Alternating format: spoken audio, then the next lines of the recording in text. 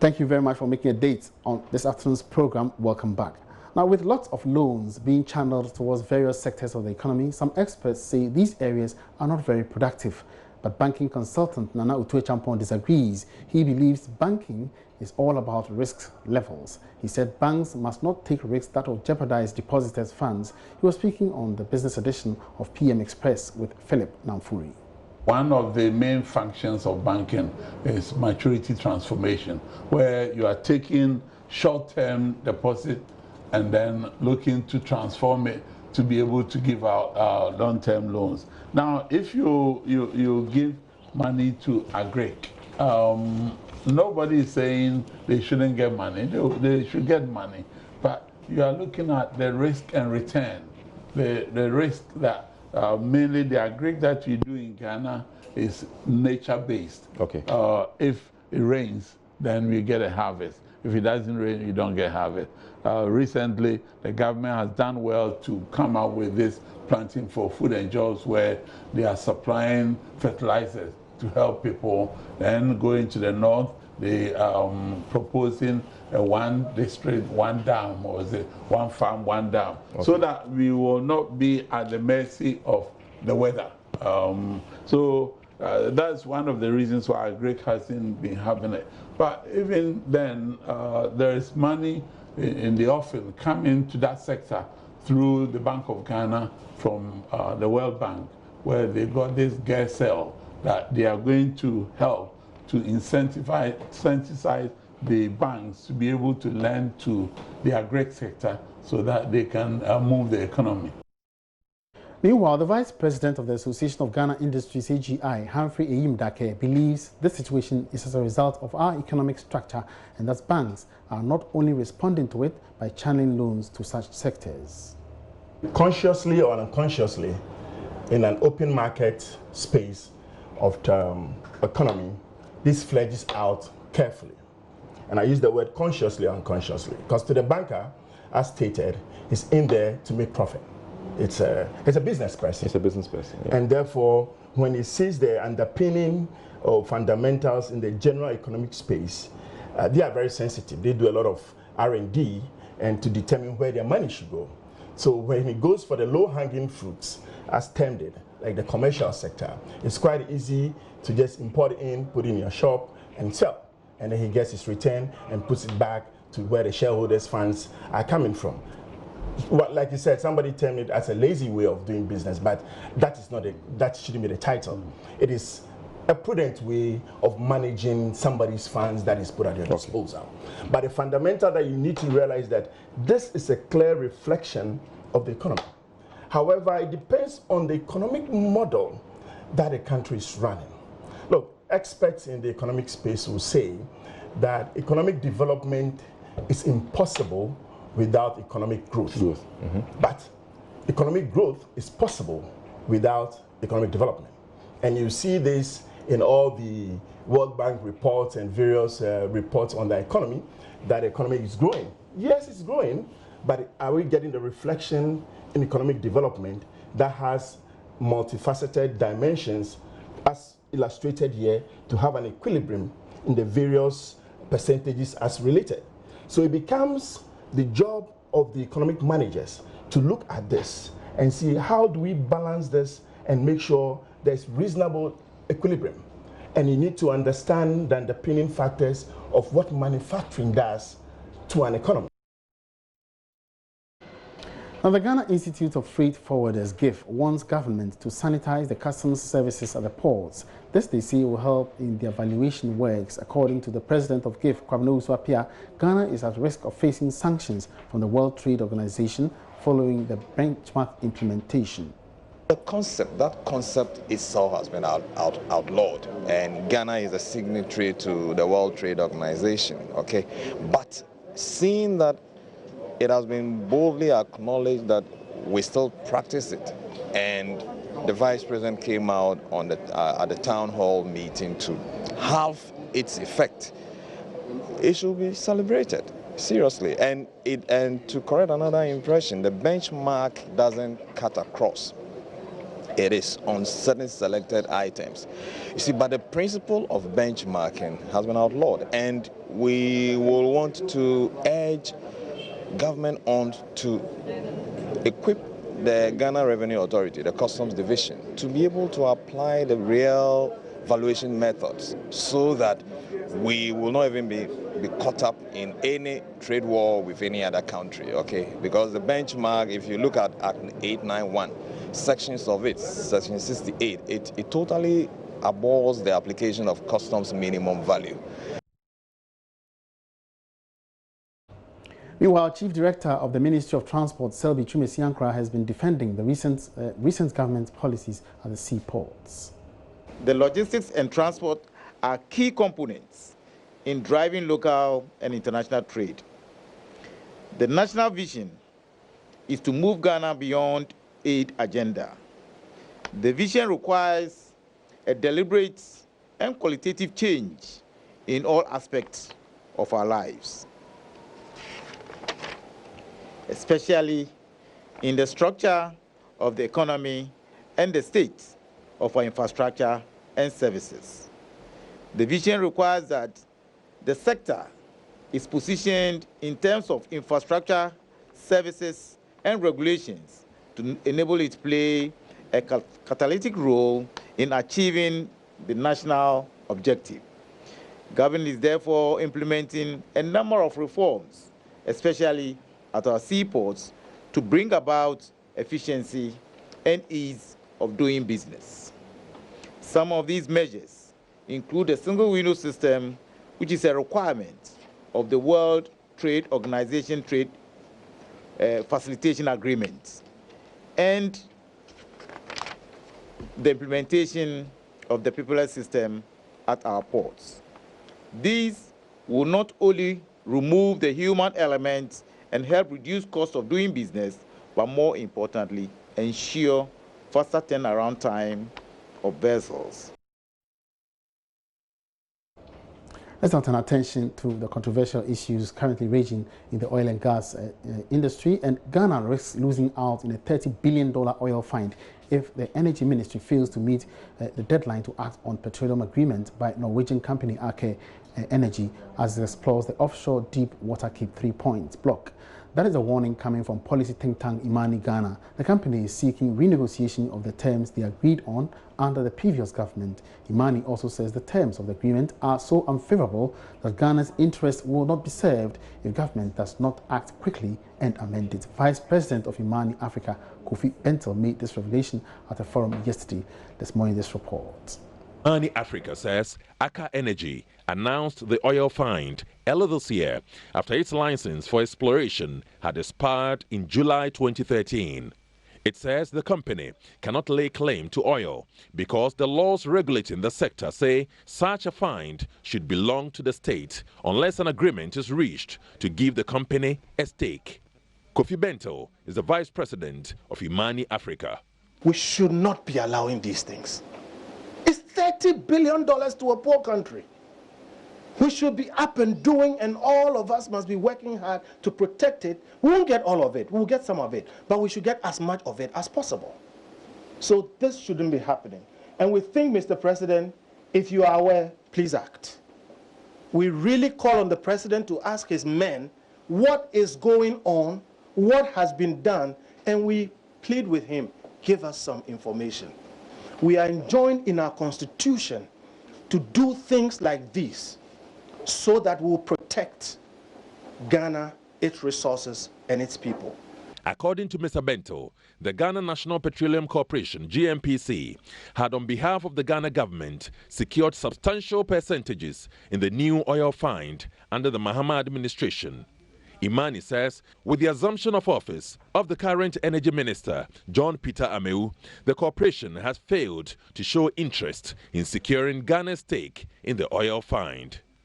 One of the curious situations concerning Aker is that even where we have negotiated extra interest, like the 10% in HES and up to 49% in the SDWT, we have refused to take them up. I am aware that these interests were negotiated in the previous GNPC. They were negotiated, Parliament approved them, and in certain instances, the money was made available. I have spoken to some of the persons who were involved in that. Now, the present GMPC has refused to pursue them. So specifically, Azuri, I can say this for now. The present leadership of GMPC has failed, refused, or neglected to pursue agreements and arrangements reached before they came into office. Even more shocking is a claim by the think tank that CEO of the GMPC, Dr. KK Sapon, has an interest in Fuel Trade, the Ghanaian company partnering Aka Energy. Mr. Bento says this amounts to conflict of interest. One of the partners of Aka is Fuel Trade Limited.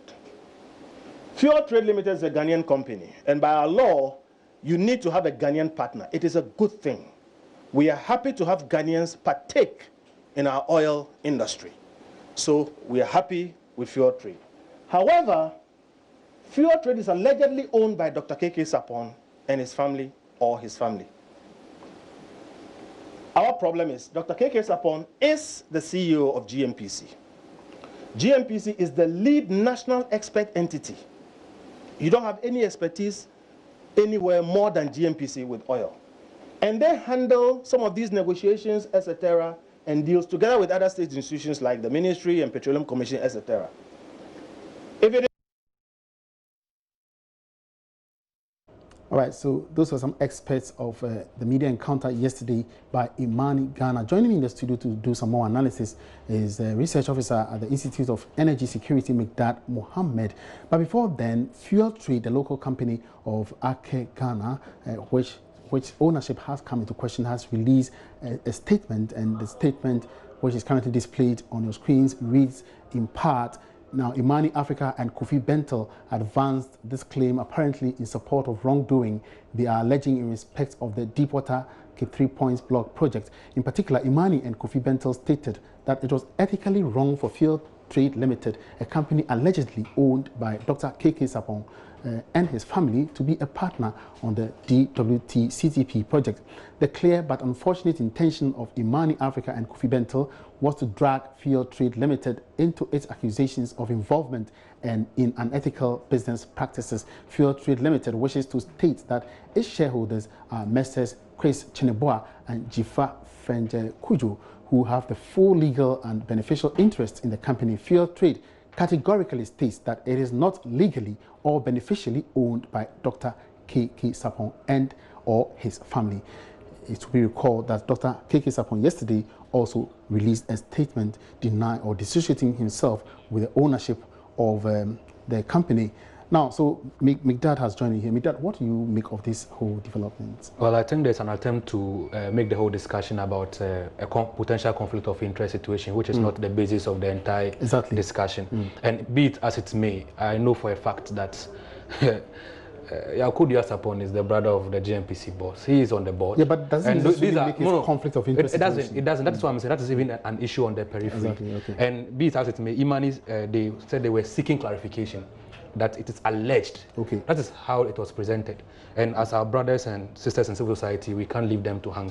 They had solid reasons to make some of the declarations they have made. For example, on the exploration agreements, the discussion they have brought up, it is a pertinent discussion. They are not accusing anyone of stealing our money or squandering our resources. They are just calling for the right things to be done before the horses bolt. For example, you have an exploration period of 7 years, and the Act gives the minister the opportunity to extend it. And where you give an extension just because of appraisal or any other purposes, they are supposed to stick strictly to the particular areas that has been discovered. But where, for whatever reason, you transgress, and there's no clear link of communication between the old wells and the new ones you are drilling. And of course, don't take our words for it. ACA themselves said they have discovered a new oil. And when you discover new oils, and we know that there's a Petroleum and Exploration Act, which came into being in August 2016, which governs the new discovery you made. You should go back was it not a matter of semantics? Because I remember when they issued that statement, the minority even came out to say that it's an existing well. So if for that reason it is an existing well, don't you think it's no? The reason why even we have more oil. Even for example, we at that time disputed the issue of discovery because we know that Hess Energy drilled 7 wells. 2 gas, 5 petroleum, and that included a Pecan North well. Okay. So when the issue of the discovery came and the discussion was that Pecan well, For us who were in the industry, our understanding was that if it is the Pecan well, it is just the existing well. But ACA came with more clarification to justify and convince the Ghanaian people as to why they think they have made a new discovery. And indeed, they said they drilled the Pecan South well, and it had the potential to hold about 500 million barrels of oil. If that was after it was appraised, that was not an exploration well. Exactly. So when you are doing appraisal and you drill a new well, you are actually establishing a new. Was it not a matter of confirming a set amount of oil that was discovered by Hess? Hess tentatively, they are based on the, before they did the data room farm out, the tentative figure was 290 million barrels of oil. Exactly. So it was not just a cup of water they sold out. Yeah, but they had a fair idea with of modern it. technology, then the company can... with appraisal, it will give you a fair idea of the profitability if you can even get more than what they have, which is what Aker Energy did. And in doing that, it didn't require you to drill a new well. You are supposed, that's why the law is there, because these issues, that's why countries like Tanzania, before they could wake up, their resources have been eaten up by this multinational with very dubious clauses that cheats them. And they will go back and laugh at us if we allow this thing to stand. Because if it was in Norway, they will never agree to this. Now, if you are given a license to explore for 7 years, within the 7 years, if you discover oil in the final year, you can apply for an extension. And when you apply for that extension, it is not for you to go beyond the territories you have drilled. It is for you to assess the data you have drilled from the old wells and then declare commerciality. And if you don't declare commerciality, you pack up and leave the well for us and leave. Okay. Now, what exactly does the Act 919 say about, transfer of, a transactional transfer, like in this case, Hess to Aker? Does it specifically expose the aspects of when you have a well of the Hess nature and you are doing a transfer, you only do it with the approval of the minister. Okay. And when the minister gives his approval, you are going by exactly the wells which have been drilled, because it is what is under discussion. But where in the course of appraisal you want to drill an extra well, you will need a permission exclusively for that. And especially in this case where in the course of the exploration a new law came into being. And that new law came into being because of these developments we have seen from other parts of the world, where you can have someone to explore, let's say, just multimedia, before you realize he's exploring. So you hold your peace here. I'll get back to you, but I have my colleague Akable on phone. He has been attending a press conference held by the Petroleum Commission on some of the issues that came up from the media briefing yesterday. Akable, good afternoon. Welcome to the market, please. Good afternoon, Manuel. All right. So what exactly has come up?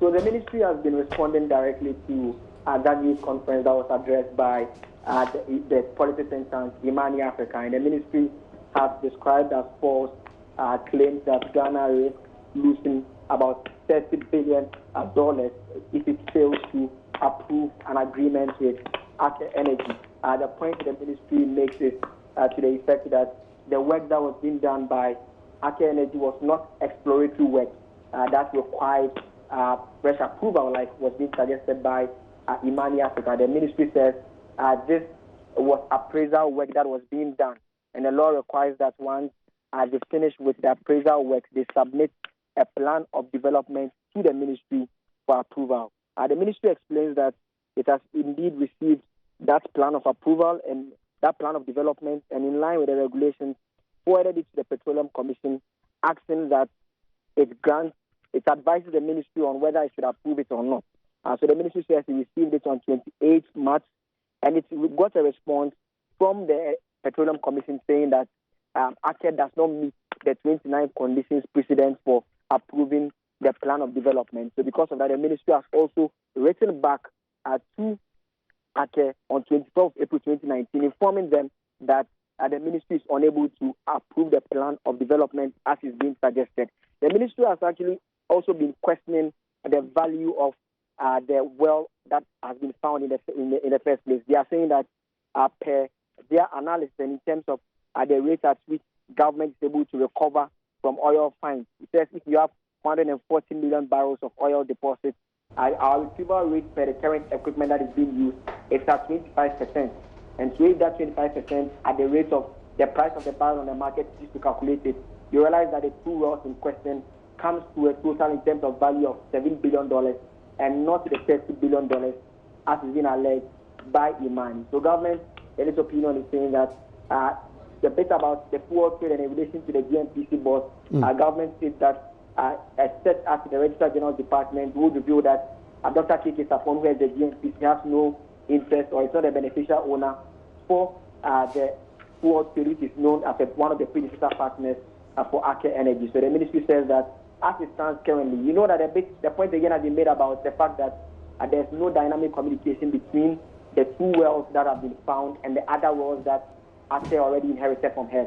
The point the ministry is making is that evaluation as it speaks is currently ongoing, and they are surprised that someone will be able to conclude that there's no dynamic communication. The ministry, however, says that what is a fact for now is that it has the same geological basin as that of the other wells that it is empowered to already exploit. So that is what is being done. So with regards to the bit about whether it was exploratory work, they are clearing their minds that it's not exploratory work, which they say then means that it's not a case that indeed once it's exploratory work and they found new oil, it belongs to government automatically. They said that does not kick in because it's appraisal that is being done at this stage.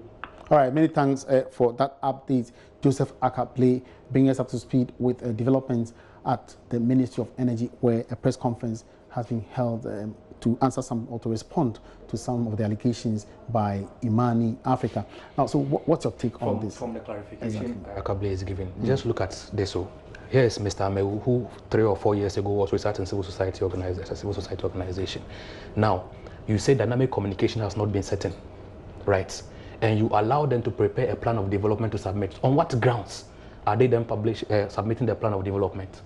What if the conclusion or the dynamic communication establishes that it's a new discovery or it is not? At what point did Hess, pull out? Was it at the point of, having also submitted a plan of development before? No, Hess pulled out by December, early January 2013. That is after the expiration of the exploration period.